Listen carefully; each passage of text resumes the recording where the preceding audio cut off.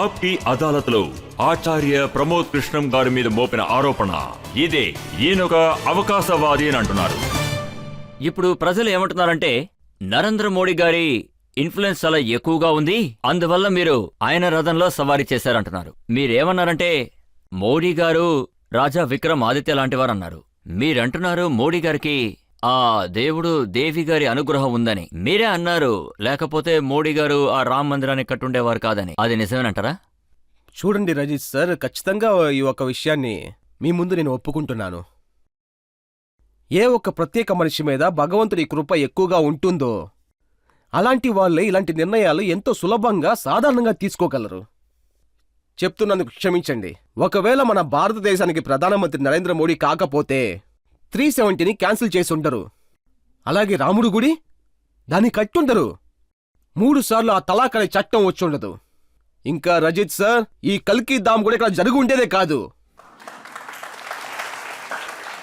అందువల్లే ఈ దేశంలో ఎంతమంది ప్రధానమంత్రులు ఉన్నారో వాళ్ళు ఒక్కొక్కళ్ళు ఒక్కొక్క సమయంలో ఈ దేశానికి సేవలు చేశారు. కానీ ఎలా సామ్రాట్ అశోక్, సామ్రాట్ చంద్రగుప్త్, సామ్రాట్ విక్రమాదిత్య, ఎంతోమంది సామ్రాట్లు ఉన్నారు. అలాగే సామ్రాట్ విక్రమాదిత్యని ఎలా ఎవరు మించిపోలేరో అలాగే భారతదేశంలో ప్రధానమంత్రి రూపంలో నరేంద్ర మోడీని మించిన వారు ఇక్కడ ఎవరూ లేరు. ఇలా చూడండి ఆచార్య గారు, మీరు ఇవాళ చాలా మంచి విషయాలు చెప్పారు. కానీ చూడండి, 2015లో మీరే అన్నారు నరేంద్ర మోడీ గారు ఎప్పుడైతే ప్రధానమంత్రి అయ్యారో అప్పట్నుంచి ఈ దేశంలో సమస్యలు మొదలయ్యాయని. ఎంతమంది అయితే ఇండియన్ ముజాహిదీన్ని చూసి భయపడుతున్నారో మోడీ గారిని చూసి కూడా అంతమంది భయపడుతున్నారు. రాజు ఎప్పుడు కఠినమైన శిక్షలను ఇవ్వాలి కదా దోషులకు విరుద్ధంగా. చెడ్డవాళ్ళు రాజును చూసి ఖచ్చితంగా భయపడాలి. ఇంకా 2015లో జరిగిన ఒక సంఘటన. మా ఊర్లో ఎప్పుడూ ఒక సామెత చెబుతూ ఉంటారు, ఏం అన్నం తింటావో మనసు కూడా అలాగే ఉంటుంది. అదే నేను ఇక్కడ వేరే విధంగా చెప్పాను. 2014లో మీరు చెప్పారు ఒకవేళ ఎవరైనా బీజేపీలో జాయిన్ అయ్యారు అంటే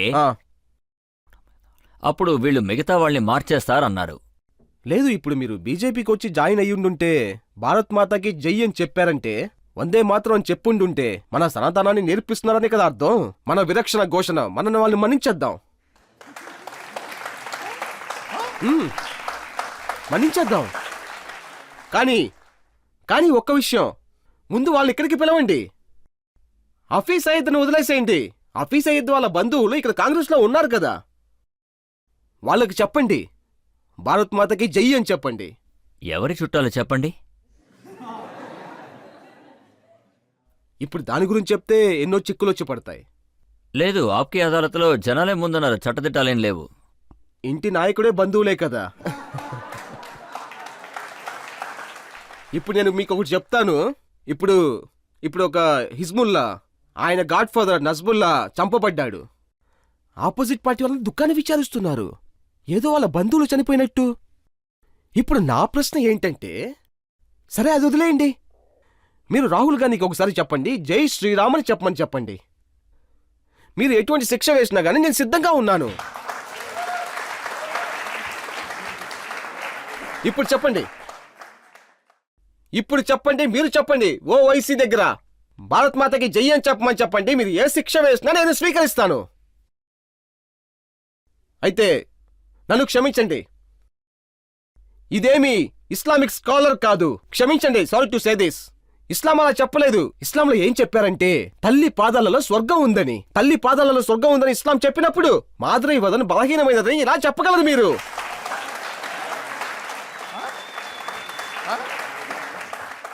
భారత్ మాతాకి జై అని చెప్పలేరు మీరు, ఎందుకంటే ఇస్లాం పెద్ద అపాయకరమైన చిక్కుల్లో పడతారు. ఇది ఓఎస్సీ సర్వర్ స్టేట్మెంట్. కానీ సంసద్ లోపల ప్యాలెస్ కి జై అని చెప్పినప్పుడు ఇస్లాంకి అపాయం రాలేదా? ఇక్కడే విభజన ఏర్పడుతుంది. అందువల్లే రజత్ సార్ నేనేం చెప్తున్నానంటే, హిందుస్థాన్ భారతదేశం, ఇది భారత భూమి 1000 సంవత్సరాలుగా బానిసగా ఉంది. 1000 సంవత్సరాలు ఉన్న ఈ భారతదేశంలో ముగలాయిలు తెల్లవాళ్ళు వచ్చి పరిపాలించారు. భారతం ఎందుకు బానిసగా ఉంది తెలుసా? బాబర్ వీరుడు కాదు, ఖైబర్లింగ వీరుడు కాదు, చంగీస్ ఖాన్ పెద్ద వీరుడు కాదు, మొహమ్మద్ అలీ జిన్నా వీరుడు కాదు. ఈ భారతదేశం ఎందుకు బానిసగా ఉందంటే ఈ భారతదేశంలో కపట నాటకులు ఎక్కువగా ఉన్నారు.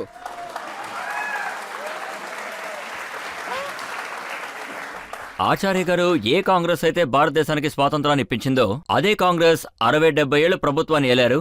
వాళ్ళ గురించి మీరంటున్నారు ఇది మొహమ్మద్ అలీ జిన్నా కాంగ్రెస్ అని. అరిచి అరిచి చెప్తున్నాను, ఆ కాంగ్రెస్ వేరు, ఈ కాంగ్రెస్ వేరు. నేనెప్పుడు చెప్పాను మహాత్మా గాంధీ కాంగ్రెస్ ని మొహమ్మద్ అలీ జిన్నా కాంగ్రెస్ అని? నేనేం చెప్పానంటే అది మొహమ్మద్ అలీ జిన్నా కాంగ్రెస్ దారిలో ట్రావెల్ అయింది అని.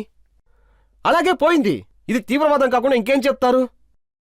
భారతదేశాన్ని ముక్కలు ముక్కలు చేస్తాం ఇన్షా అల్లా, భారతదేశాన్ని ముక్కలు ముక్కలుగా చీల్చేస్తాం ఇలా చెప్పిన వాళ్ళని నాయకులుగా మార్చేశారు. భారతదేశాన్ని ముక్కలు ముక్కలుగా చేసే వాళ్ళని నేను ఎదురిస్తున్నాను. ఇకపైన చేస్తాను, ఖచ్చితంగా చేస్తాను.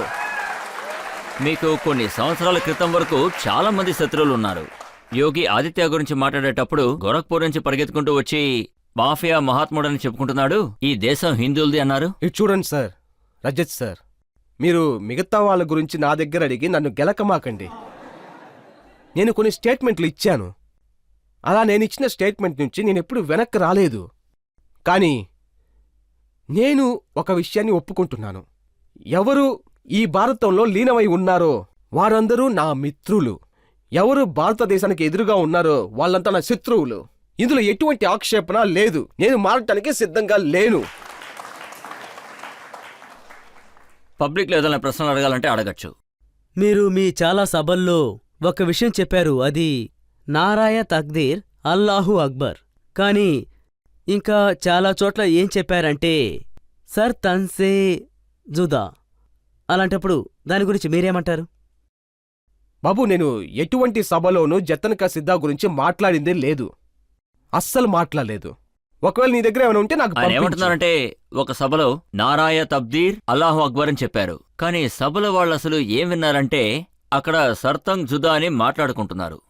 చూడండి, నేనేం చెప్తున్నానంటే చేత్తో AK-47 తీసుకొని అమాయకులను చేసి రక్తపాతం చేసి పరిగెత్తించింది ఇస్లాములు కాదు.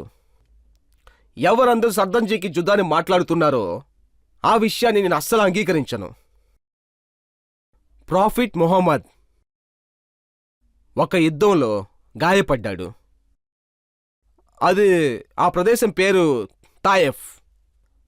ఆయన రక్తపాతంలో తడిచి ఉన్నాడు. బేగంబర్ మొహమ్మద్కి కావలసిన వాళ్ళు చెప్పారు, బేగంబర్ సార్ మీకు ఎక్కువగా గాయాలయ్యాయి, వాళ్ళని శపించండి అని. అప్పుడు బేగంబర్ చెప్పారు, నేను ఎవరిని శపించటానికి రాలేదు అని, వాళ్ళ కోసం కూడా నేను ప్రార్థిస్తానని చెప్పారు. బేగంబర్ అంతలా దయాగుణం ఉన్నవాడు. ఆయన పేరు చెప్పుకుంటూ ఎవరో ఒకళ్ళు నరకడం, తల కోసేయడం, మళ్ళీ చెప్తారు కుస్తాకి నబీకి ఏకీ సజా, తల నరికేసి అని చెప్తున్నారు. నాకేమనిపిస్తుందంటే ఎవరు అలా చెప్తూ తిరుగుతున్నారో, ఇలా తల నరికేస్తున్నారో వాళ్ళు ఇస్లాంని అర్థం చేసుకోలేదు, బేగంబర్ని అర్థం చేసుకోలేదు. ఇంకా రెండో విషయం నేను మళ్ళీ చెప్తున్నాను, మన సనాతన ధర్మం ఒక చీమని చంపటానికి కూడా అనుమతి ఇవ్వడం లేదు. మన మతం అనేది ఒక చీమని చంపటానికి కూడా అనుమతి ఇవ్వటం లేదు. అయితే మిగతా వాళ్ళ ఇంటి వెలుగుని ఆర్పటానికి ఎవరు అనుమతిస్తున్నారు? అందువల్ల చెప్తున్నాను, ఎవరైనా రాముడి పేరు చెప్పి మిగతా వాళ్ళ ఇంటికి నిప్పు అంటించారంటే వాళ్ళ నేను హిందువు అని అస్సలు చెప్పను. ఆచరిస్తున్నాం అనే పేరు మీద బేగంబర్ పేరు చెప్పుకుంటూ పేదవారి గొంతులు కోసేస్తే వాళ్ళని ముస్లిం అని చెప్పను. ఇంకేదైనా ప్రశ్నలు అడగాలనుకుంటే అడగచ్చు. మీరు ముందు ప్రియాంక గాంధీని ప్రధానమంత్రి చేద్దామని మీరు చెప్పారు. మీరు ఇప్పటికీ అదే మాట మీద ఉన్నారా, లేదంటే దాన్ని వ్యతిరేకిస్తున్నారా? లేదు, నేనేం చెప్తున్నానంటే కాంగ్రెస్ పార్టీలో ప్రజలు ఇష్టపడే ఒక నాయకులు ఉన్నారంటే అది ఖచ్చితంగా ప్రియాంక గాంధీ గారి మాత్రమే. ఎవరు ప్రజలతో ప్రేమగా ఉంటారో వాళ్ళు ఖచ్చితంగా నెక్స్ట్ లెవెల్కి వెళ్లాల్సిందే. కానీ కాంగ్రెస్ దురదృష్టం ఏంటంటే కాంగ్రెస్ ప్రాబ్లమే అది. అక్కడ ఎవరు ప్రజలతో ప్రేమగా ఉంటారో వాళ్ళ గొంతుల్ని కోసేస్తారు. ఎవరు ప్రజలతో ప్రేమగా లేకుండా ఉంటారో వాళ్ళని నెక్స్ట్ లెవెల్కి తీసుకెళ్తారు. ప్రధానమంత్రి పదవి విషయం ఉంది చూడండి, నాకేమనిపిస్తుందంటే 2047 వరకు ఎటువంటి అవకాశం లేదు. మీరు చెప్పింది ఇదే కదా? 2029 తర్వాత కూడా మోడీ, ఆ తర్వాత నరేంద్ర మోడీ. ఇది చూడండి రజత్ సార్, శ్రీ రామచంద్ర మందిరానికి శంకుస్థాపన చేయటానికి ప్రతిష్ఠ చేసింది కూడా ఆయనే. అది తెరిచింది కూడా మన మోడీ గారే. పూర్తిగా ఆయన చేతుల మీదుగానే జరిగింది. భగవాన్ శ్రీ కల్కి దాము వల్ల శంకుస్థాపన కూడా మన మోడీ గారే చేశారు. భగవాన్ శ్రీ కల్కి వాళ్ళ దాము వల్ల కట్టడం పనిని ప్రతిష్ఠ కూడా ఆయన చేతుల మీదుగానే జరుగుతుంది.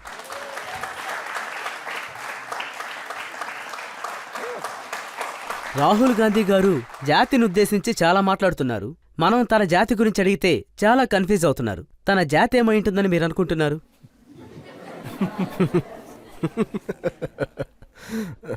మీకు ఆయన చాలా సంవత్సరాలుగా తెలుసు కదా? ఇది చాలా ముఖ్యమైన ప్రశ్న. అసలు నిజమైన విషయం ఏంటంటే ప్రపంచంలో రెండే రెండు జాతులే ఉన్నాయి. ఒకడు డబ్బున్నవాడు, ఒకడు పేదవాడు. ఇంక ఏ జాతులు లేవు. ఈ దేశంలో ముక్కలు చేయటానికి ఎన్నో ప్రయత్నాలు జరుగుతున్నాయి. కానీ ఈ దేశం అన్నీ తట్టుకొనే ఈ పరిస్థితిలో ఉంది. 1947లో డివిజన్ అనే ఒక అపాయకరమైన కత్తితో భారతదేశం గుండెల్లో గుచ్చారు.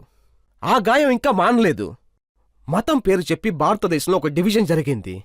కానీ ఈ దేశాన్ని ముక్కలు చేయడానికి, చీల్చేయటానికి జరిగిన కుట్రలను చూశారా? ఇప్పటికీ అటువంటి ప్రయత్నాలు జరుగుతూనే ఉన్నాయి. కొంతమంది జాతి అనే పేరు మీద, ఇంకా కొంతమంది భాష అనే పేరు మీద, ఏరియా అనే పేరు మీద, లేదంటే ఎన్నిక అనే పేరు మీద ఎన్నో పేర్లు ఉన్నాయి. కానీ నేను మీతో ఒక విషయాన్ని పంచుకోవాలి. ఎంతవరకు 140 కోట్ల మంది ప్రజల మనసు లోపల తల్లి భరతమాత రక్తం పారుతూ ఉందో ఈ దేశం భద్రంగానే ఉంటుంది. దీన్ని ఎవరూ చీల్చలేరు.